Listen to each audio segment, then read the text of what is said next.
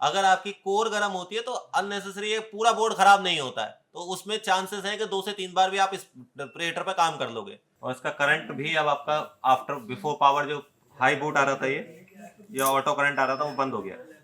उसके बाद कैमरा देख लो, आ रहा है, फ्रंट भी देख लो।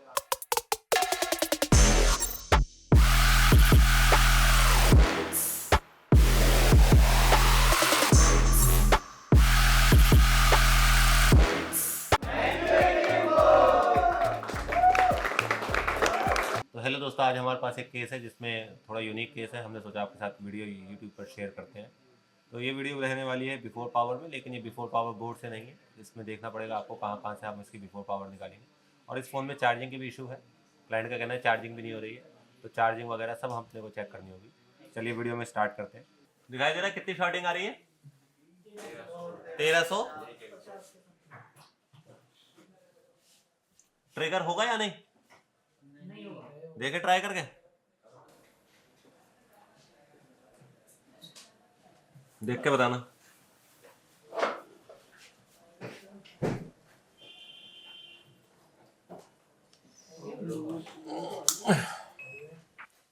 स्क्रीन भी दिख रही है। ऐसे कैसे ट्रिगर हो सकता है ये? क्योंकि ये शॉर्टिंग जो है वो पावर आईसी में नहीं है। तो जब भी आपकी पावर आईसी के अलावा कहीं और भी शॉर्टिंग होगी तो उसमें क्या हो जाएगा, ट्रिगर तो हो जाता है बोर्ड। लेकिन कई बार क्या होगा कि बैटरी ड्रेन होगी तो ये गर्म बहुत होगा। तो हम देख लेते हैं, मेनू में भी देखो एंटर हो रहा है, टच बस सब चल रहा है। इसका पासकोड क्या है? इसका 00 पासकोड है। लेकिन ये सेट जेब में क्या होगा, हीट होगा, फट भी सकता है। और हो सकता है कि इसमें बैटरी की प्रॉब्लम भी आए। चार्जिंग बाद में देखेंगे, पहले ये तो पता चल गया हमें कि इसकी शॉर्टिंग देखनी है। दिख रहा है भाई सेट ऑन, IMEI भी दिख रहा है ब्लू वाला, यानी मॉडम RFFE सब काम कर रहा है इसका। वाईफाई देखे तो वाईफाई भी काम कर रहा है। साउंड देखे तो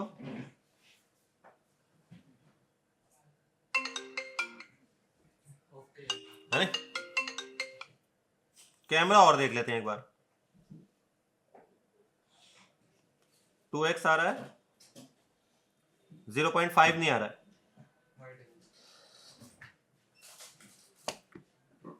फ्रंट देखें, अरे यार चलो चल ही रहा होगा इसका फ्रंट वैसे।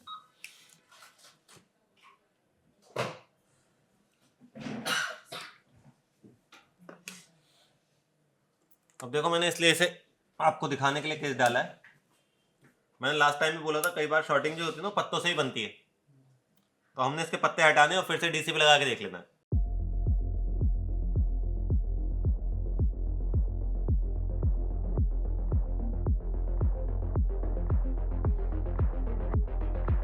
अभी मैंने पत्ते हटा दिए इसके। अभी देखो शॉर्टिंग कितनी दिखा रहा है, 46, यानी किसी ना किसी पत्ते में शॉर्टिंग है। तो हमने क्या करना है, 1 बाय 1 पत्ता हटा लगा के देखना है। ये लगाया मैंने, फिर से चेक किया, शॉर्टिंग वहीं की वहीं है अभी भी, ठीक है। ये पत्ता लगाया मैंने एक, ये आपको इसलिए बता रहा हूँ ताकि आपको पत्ते का क्लियर हो जाए कि हमें किस पत्ते पे काम करना है। अभी भी सेम है, ये पत्ता लगाया मैंने दोनों फेस आईडी के, अभी भी सेम है। डिस्प्ले में भी तो हो सकती है या नहीं हो सकती है? अभी भी कितनी है, 47 ही है, जबकि मैंने डिस्प्ले लगा दिया। अब तो यानी डिस्प्ले वाले में भी नहीं है। याद है जब हमने चेक किया इसमें क्या नहीं चल रहा था, कैमरा नहीं चल रहा था। तो मैंने ये लगाया और फिर से यहाँ चेक किया, कंडीशन अभी 47 ही है। अभी मैं देखो ये वाला पत्ता और लगा के देख लेता हूँ उसमें।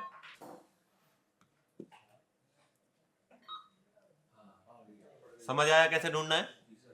तो आप ऐसे फाइंड कर सकते हैं, अगर किसी पत्ते से शॉर्टिंग हो रही होगी तो पत्ता 1 बाय 1 लगा के देख लो। जिस पत्ते से शॉर्टिंग हो रही है उस पत्ते पे या उस कनेक्टर पे जाना होगा अपने को।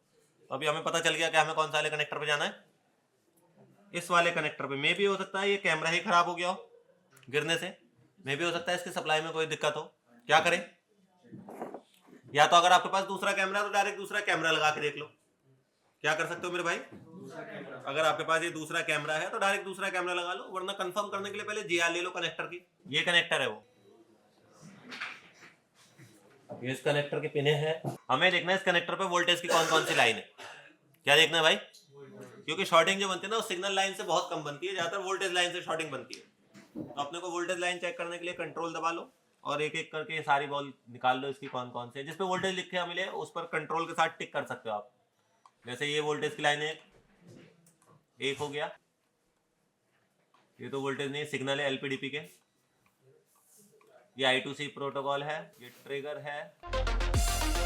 एक मिला आपको 1.8 यहाँ पर और एक मिला 0.95।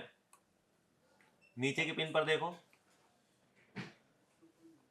एक तो ये बड़ी वाली पिन दिख रही है 0.80 यानी 1 वोल्ट से कम, लगभग 1 वोल्ट आ जाएगा। ये है 1.3, इसके अलावा कोई और 2.9, ये फिर से एलपीडीपी है। तो अभी मुझे पिनें जो चेक करनी है सबसे पहले वो 1, 2, 3, 4, 5 पिन चेक करनी है। ठीक है, पिन नंबर याद रखोगे या फोटो खींच लो तो फोटो डाल दियो भाई। इसे एक साथ हाईलाइट करने के लिए आपने कंट्रोल के साथ टिक करना है, कंट्रोल दबा के टिक करना है तो जो वोल्टेज वाली लाइन है वो रहेगी। जीआर मैच करवा देना भाई, है नहीं? अच्छा, जब भी जीआर चेक करोगे तो बैटरी नहीं लगानी है, बैटरी लगाओगे वोल्टेज की लाइन ग्राउंड आने लगेगी।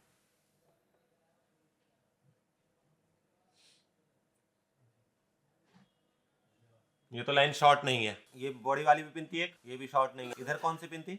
नीचे दूसरी पिन थी, ये भी शॉर्ट नहीं है। और इसके बाद चौथी ये भी शॉर्ट नहीं है।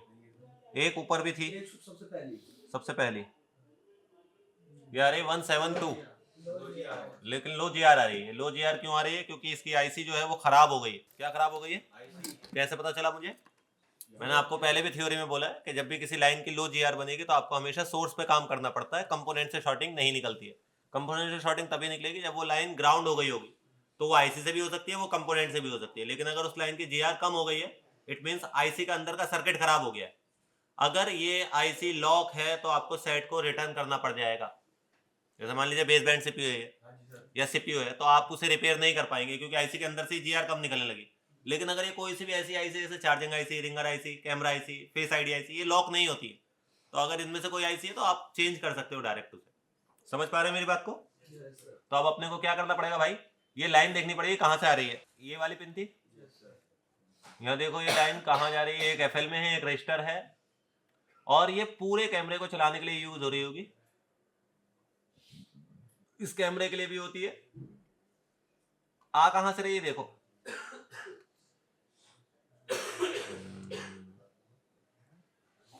ये वाली लाइन थी ना। ये एक एलडीओ आ रहा है और इस एलडीओ के साथ साथ एक कैमरा आईसी भी है, तो मे भी हो सकता है ये एलडीओ में शॉर्टिंग हो, मे भी हो सकता है कैमरा आईसी में शॉर्टिंग हो। जब तक अब मैं सैंडविच खोलूंगा नहीं तब तक मुझे पता नहीं चलेगा। तो अब मुझे क्या करना पड़ेगा भाई?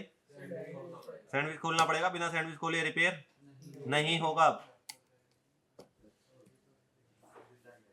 आप ट्राई कर सकते हो, एक आध कैपेसिटर ऊपर से हटा के देख सकते हो, लेकिन मेरा एक्सपीरियंस कह रहा है ये ऊपर से नहीं होगा।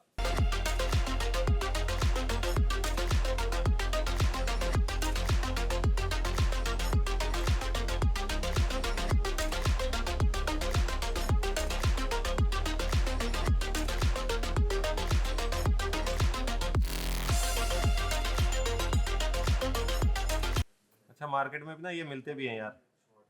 अगर जैसे किसी का फ्रेश सेट है तो स्पंज दोबारा लगा सकते हो आप, मिलते हैं मार्केट में।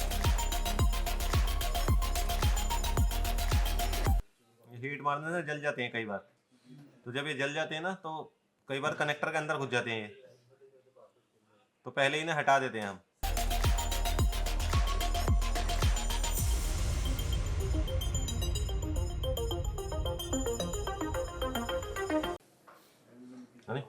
कहीं से कुछ कारीगरी तो हुई भी नहीं है।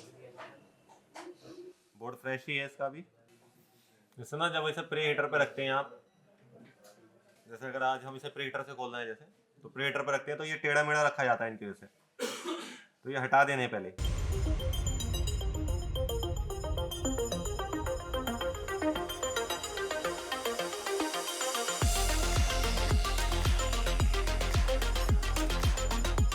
टेम्परेचर बताता हूँ सिर्फ यहाँ पर आपको WL का है। अगर आप 11 तक का कोई बोर्ड खोल रहे हैं, 11 प्रो मैक्स तक का प्री हीटर से, हालांकि हम SMD से ही खोलते हैं, लेकिन कई बार ये वीडियो है नहीं हमारे पास यूट्यूब पर भी, तो आपने टेम्परेचर जो रखना है, इसका सेट टेम्परेचर है यहाँ पर, ये वर्किंग टेम्परेचर है। तो अभी मैंने सेट कर रखा है 200 और वर्किंग है अभी यहाँ पर 220। तो अगर आपने 12, 13, 14 खोलना है तो टेम्परेचर रहेगा आपका 220।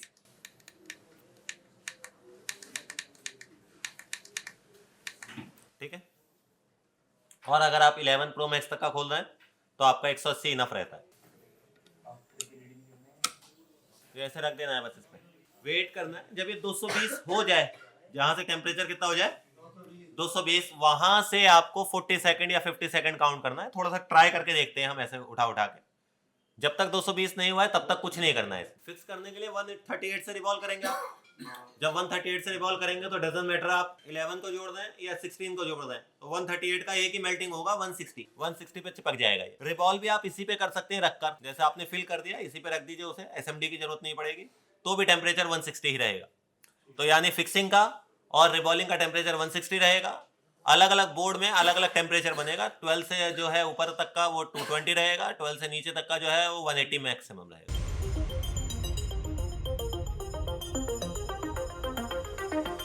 यहाँ से नीचे से ना होल्ड कर लेना है और ऐसे ट्राई करना है भाई से, ऐसे। समझ आया? गरम गरम बोर्ड को गिराना नहीं है कभी भी। दूसरा वाला बोर्ड अननेसेसरी गरम नहीं करना है, तो उसे भी इस पे से हटा लेना है।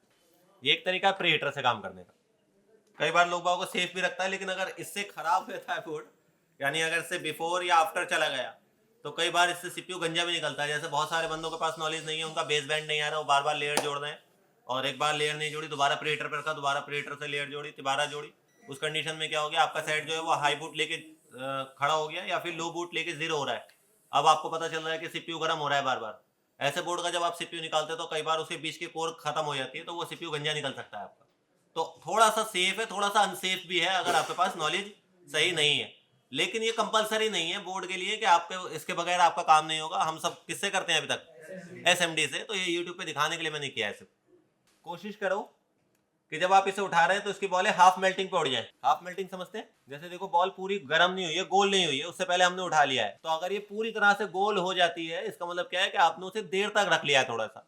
उसमें चांसेस ज्यादातर क्या हो सकते हैं कि कई बार आपका सीपीयू जो है अपर वाले बोर्ड का वो शॉर्ट हो जाए, फिर आपको सीपीयू निकालना पड़ जाता है और कांड कहीं भी हो सकता है।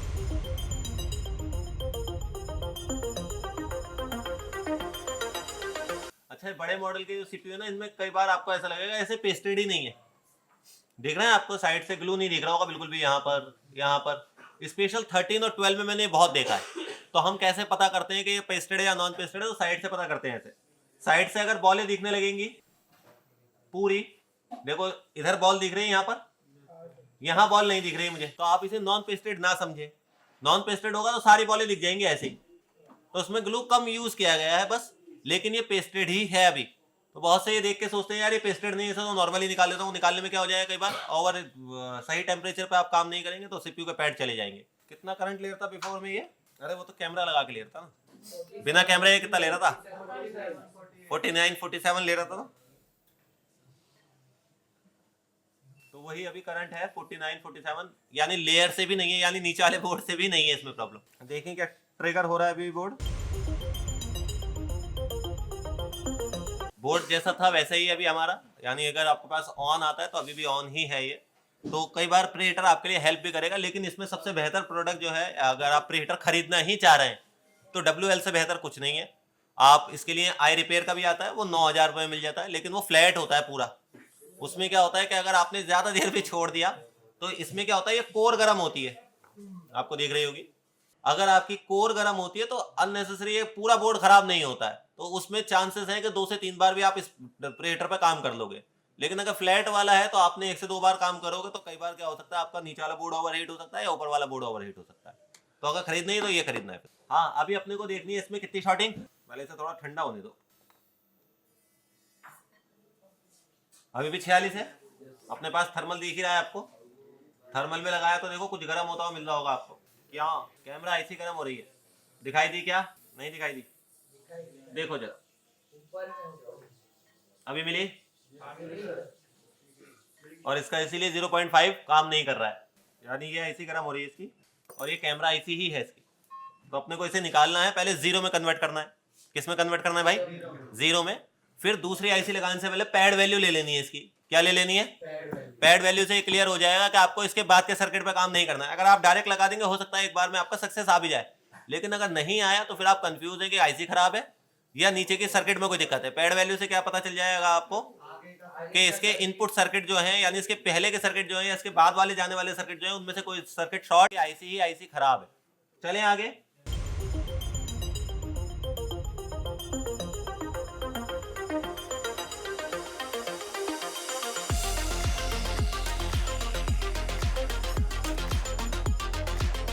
पहले देखना कि ये दो बॉलें जो जुड़ी हुई हैं ये एक ही लाइन है?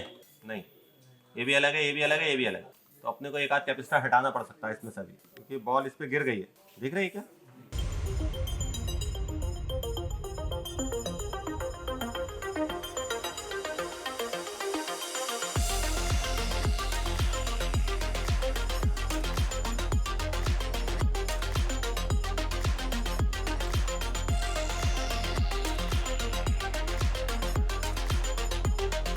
अच्छा, अभी बॉलें तो जुड़ी हुई नहीं है। हम ये चेक कर सकते हैं कि हमारी शॉर्टिंग 0 पे कन्वर्ट हुई है या नहीं हुई है। अभी है 28, दिखाई दे रही है क्या? 28 या 29 है अभी भी। ठंडा करता हूँ फिर दिखाता हूँ कहाँ पर है। अभी एलडीओ भी चेंज होगा इसका। फिर से लगा के दिखा दूँ क्या?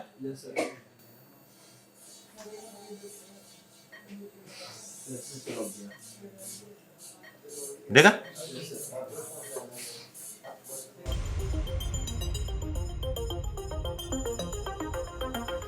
अभी यार 7 पैड वैल्यू लेंगे तो मिल जाएगा, है? आईसी लगाने से पहले पैड वैल्यू ले लेनी है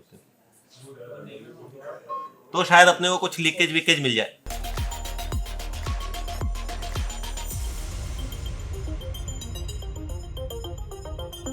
पांचवी, छठी, सातवीं, आठवीं, नवीं, फिर इधर से पहली, दूसरी, तीसरी, चौथी, पांचवी, छठी, सातवीं, आठवीं, 72 की है, 110 है, ठीक है। अगली, नेक्स्ट, फिर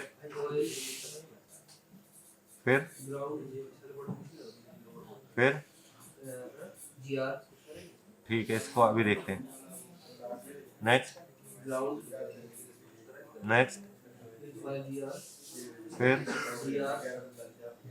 फिर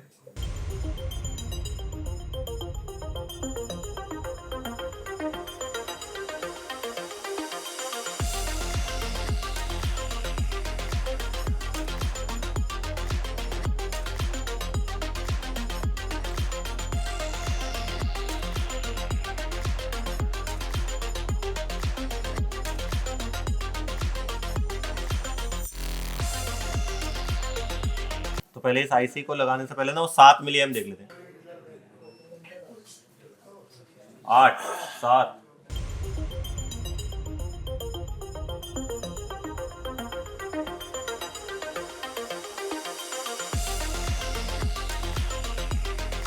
आईसी मैच करानी आती है आपको बिटमैप से सभी को?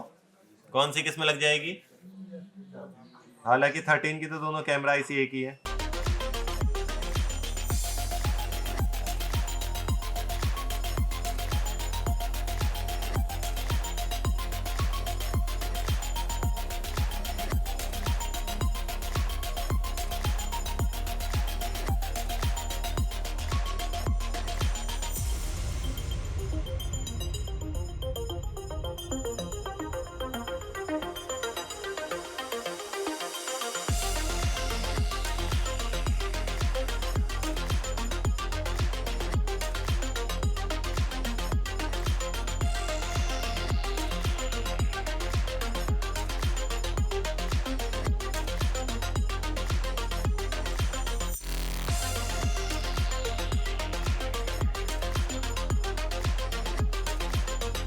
वो याद है 149 वाली, 172 वाली जी यार, ये वाली GR जो थी, पहले देखें क्या ये आईसी शॉर्ट तो नहीं है जो हमने लगाई है।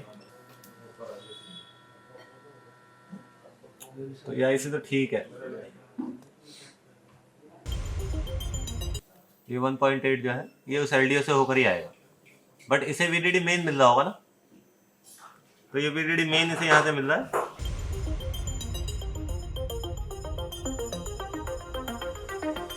लाइन में शॉर्टिंग है, मैंने अपने वाले पे इंजेक्ट नहीं किया है, उस वाले में कैमरा आईसी शॉर्ट आ रही है, उस पर वोल्टेज ले गया अपने आप ही।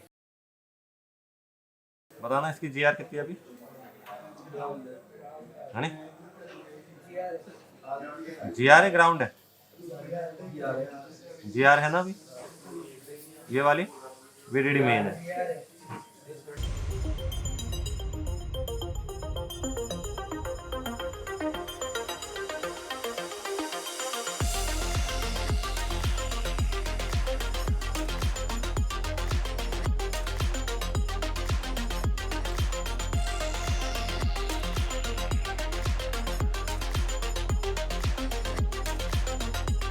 कितनी GR थी भाई इस पे पहले?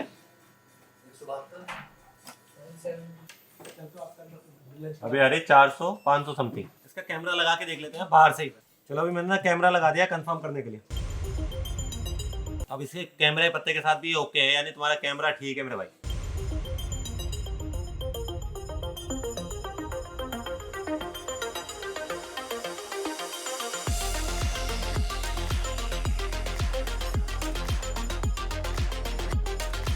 देखो भाई अभी ये उसी कैमरे के साथ जुड़ा हुआ है और इसका करंट भी अब आपका आफ्टर बिफोर पावर जो हाई बूट आ रहा था ये ऑटो करंट आ रहा था वो बंद हो गया। अभी सही है, इसकी बढ़ा दें, अभी सही है। देखो अभी स्विच हो रहा है, लेकिन अभी इसमें ना नीचे वाला सेंसर जैसे जायरो वगैरह नहीं लगा हुआ है, तो पूरा ऑन नहीं होगा। जब हमें सैंडविच जोड़ना पड़ेगा तभी ऑन होगा। यहाँ थोड़ा बहुत अगर अपना काम बन जाए तो देख लेते हैं।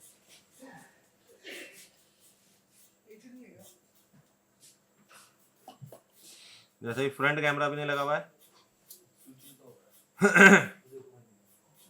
स्विचिंग भी हो रहा है, 0.5 भी आ रहा है इसमें। यहाँ देखेंगे आप तो 0.5 पे भी जाता है। अब यहाँ देखना 6 ही मिली एम्प है, अभी भी दिखाई दे रहा है। तो बोर्ड तो अपना चालू होने लगा है अभी, लेकिन इसका कहना ये है इसमें चार्जिंग भी नहीं हो रही है। क्या नहीं हो रही यार? चार्जिंग भी नहीं हो रही है इसमें। तो जब मैं चार्जर लगाऊंगा ना तो बैटरी कनेक्टर में 4.2 वोल्टेज चाहिए मुझे। कितना वोल्टेज चाहिए चार्जर लगाने पर? बैटरी कनेक्टर में 4.2 वोल्टेज, ठीक है। अभी मैं आपको दिखाता हूँ इसमें कितना वोल्टेज है। मीटर दिखाई दे रहा है, बोर्ड दिखाई दे रहा है। बैटरी कनेक्टर पे चाहिए अपने को 4.2 वोल्टेज। कितना आ रहा है? 1.6 आ रहा है। इसकी वजह से इसमें चार्जिंग भी नहीं होगी। अपने को 4.2 में कन्वर्ट करना है इसे। चार्जिंग के लिए आपको पता है 2 आईसी यूज होंगी। कौन कौन सी हैं? एक U2 और एक चार्जिंग आईसी। चार्जिंग आईसी का काम ये है कि ये एम्पियर बनाएगी। तो सबसे पहले जब चार्जर लगाओगे तो वोल्टेज चार्जिंग आईसी के अंदर ही जाएगा। तो अपने को पहले देख लेना चार्जिंग आईसी के पास कोई शॉर्टिंग वॉर्टिंग तो नहीं है। चलें आगे, ये बताना। ये ये ये ये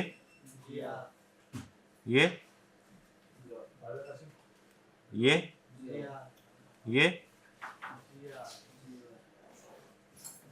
यहाँ देखना U2 आईसी के पास।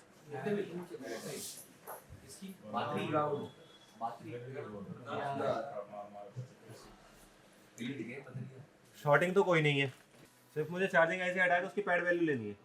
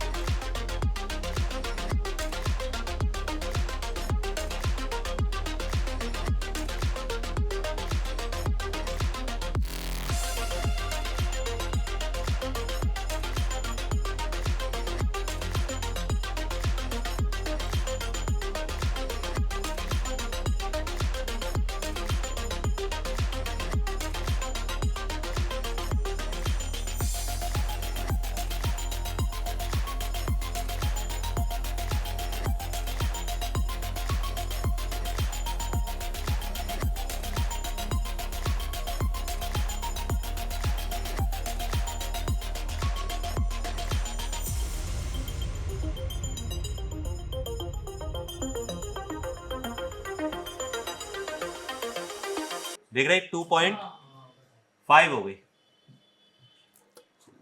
मैं वोल्टेज चेक कराता हूँ आपको।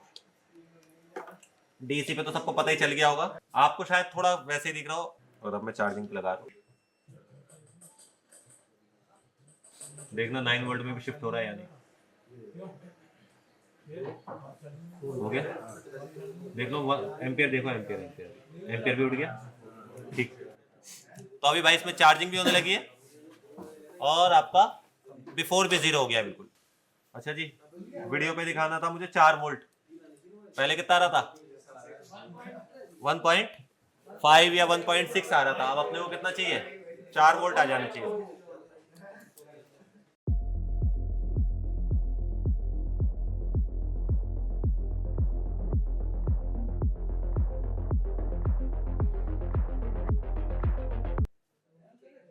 देखो 3.6 आने लगा, 4.2 आने लगा, यानी अभी हमारी चार्जिंग भी कंप्लीट हो गई है। जोड़ दें अब इसे।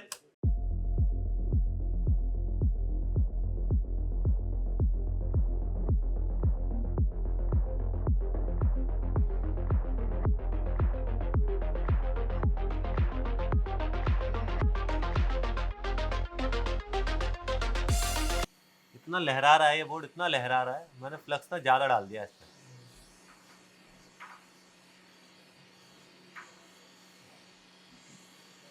लग रहा है बिफोर जरूर आएगा ये, बहुत लहरा रहा है ये।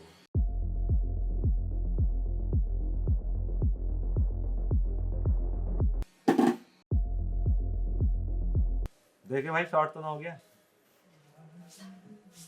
चलो बचा हुआ, आफ्टर तो ना हो गया।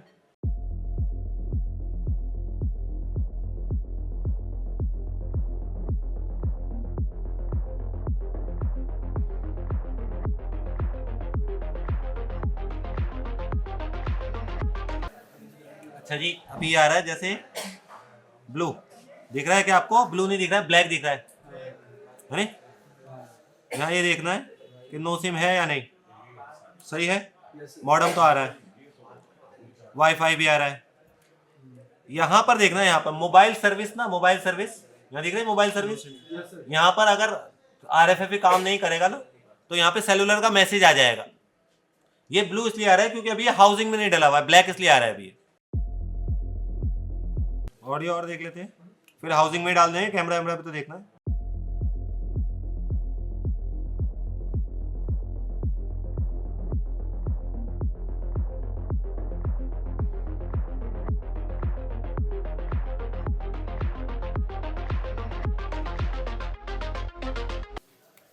अच्छा ये शुरू याद है इसका? इसमें जब हम कैमरे का पत्ता लगा रहे थे तो ये ऑटो करंट पे जा रहा था। अब हम सारे पत्ते लगा रहे हैं इसमें दोबारा से, ठीक है। और अपने को ये देखना है कि ये ऑटो करंट में कन्वर्ट तो नहीं हो गया फिर से। हालांकि हमने देख लिया है, लेकिन फिर भी लास्ट में जब कस्टमर को देना है तो सब चीज चेक करके देना है ना। कितना करंट है? 0। ट्रिगर भी देख लेते हैं, ट्रिगर भी नॉर्मल बूट है।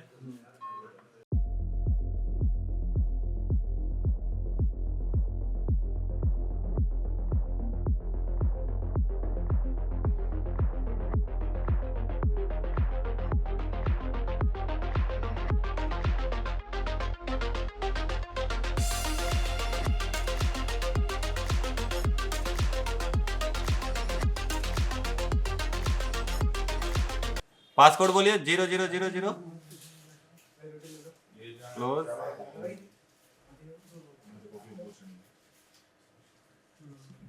देख रहा भाई इधर चार्जिंग दिख रही है अभी आपको। इसका कैमरा लगा के देखना पड़ेगा दूसरा। चलो भाई इधर देखो, अब इसका चार्जिंग तो देख ही ली होगी आपने। यहाँ देखो चार्जिंग भी चल रही है इसकी। डीसी की वीडियो यहाँ लगानी है, ठीक है। जो डीसी की वीडियो तो यहाँ लगा, 9 वोल्ट में शिफ्ट हुआ हुआ है ये।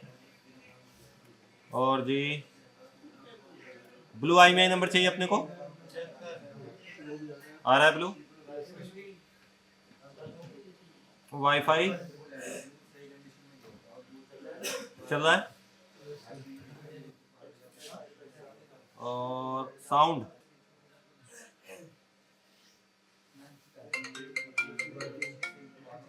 ठीक है। उसके बाद कैमरा देख लो, आ रहा है। फ्रंट भी देख लो, फ्रंट भी आ गया। कंपास देख लो,